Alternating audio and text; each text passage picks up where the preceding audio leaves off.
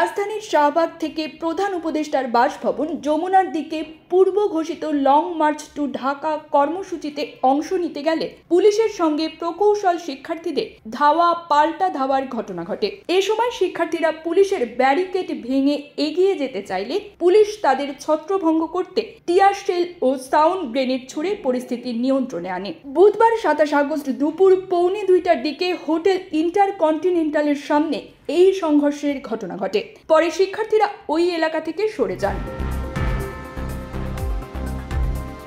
এর আগে সকাল থেকেই 3 দফা দাবিতে দ্বিতীয় দিনের মতো শাহবাগ অবরোধ করে বিক্ষোভ করেন প্রকৌশল শিক্ষার্থীরা। তাদের স্লোগানে উত্তাল হয়ে ওঠে পুরো এলাকা। এ সময় তারা আপোষ না সংগ্রাম, সংগ্রাম সংগ্রাম, কোটা না মেধায়, মেধায় মেধায়। সবার মুখে এক বয়ান, ডিপ্লোমা টেকনিশিয়ান, অবৈধ ডিপ্লোমা কোটা অবসান চাই, কোটার নামে অবিচার বন্ধ করো ও কোটা প্রথা ভেঙে দাও, মেধাবীদের অধিকার ফিরিয়ে দাও স্লোগান দিতে থাকেন। মাছে ভাতে বাঙালি, আর সেই মাছ পেতে আসুন লন্ডন ফিশ নেটে। জি হ্যাঁ, ইস্টহ্যাম পুরাতন টাউন হলের সন্নিকটে আপনার প্রিয় মাছের সম্ভারে ভরপুর। আসুন, দেখুন, বাজার করুন ছোট বড় সব ধরনের মাছ।